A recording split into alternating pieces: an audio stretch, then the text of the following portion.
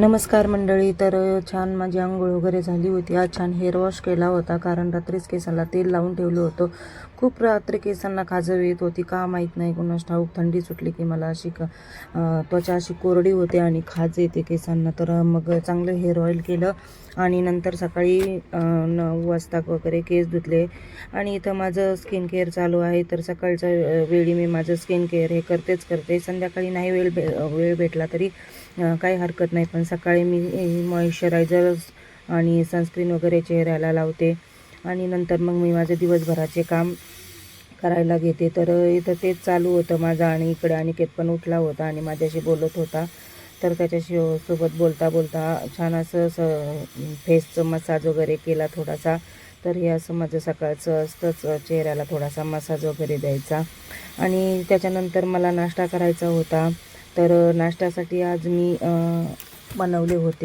आप्पे बनवले होते, कारण मला आधी तिला सरप्राईज द्यायचं होतं. शाळेमध्ये तिला टिफिनमध्ये द्यायचे होते. तिला याबद्दल काहीच माहिती नव्हतं. मी तांदूळ डाळ वगैरे सगळं भिजत घातलं होतं, पण हे सगळं करताना तिच्यापासून मला सगळं लपून ठेवून करायचं होतं. आणि पीठ बघत असाल तुम्ही तर इतकं छान फुगलं होतं, फर्मेंटेशन छान झालं होतं. तर हे माझं आप्पे पात्र आहे. तर त्याच्यामध्ये मी अगोदर तूप टाकलं आणि तुपाने खूप छान आप्पे होतात. मला फार आवडतात तूप टाकलेले आप्पे. तूप टाकलं आणि नंतर त्याच्यामध्ये जे हे आपलं बॅटर आहे डाळ तांदूळचं ते टाकलं आणि छान असे आप्पे सगळे बनवून घेतले मी.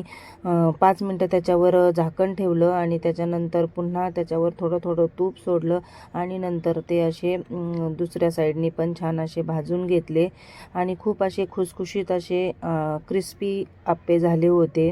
तर आप्पे झाले. एक बॅच मी करून घेतली आणि ती मी माझ्यासाठी खायला घेतली गरम गरम, कारण अनिकेतला अजून ब्रश वगैरे करायचा होता, त्याचं आवरलं नव्हतं.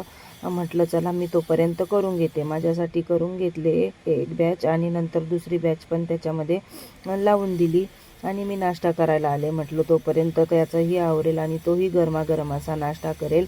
तर माझा नाश्ता वगैरे झाल्यानंतर त्याला पुन्हा परत मी एक बॅच अशी गरम करून दिली आणि खूप छान असे निघतात. पहिली बॅच थोडीशी चिकटले होते, पण नंतरची जेव्हा मी त्याला बनवून दिले ना खायला, तर खूप छान असे एकदम न चिकटता निघले आणि मस्त असे आप्पे सगळ्यांनी आम्ही आज एन्जॉय केले. खूप दिवसानंतर आज आप्पे बनवले होते. आप्पे शक्यतो बनवत नाहीत आम्ही, इडली डोसा असंच असतं, पण मला आज आप्पे खाण्याचीच इच्छा झाली होती. त्याच्यासोबत मी शेंगदाणे खोबऱ्याची चटणी बनवली होती.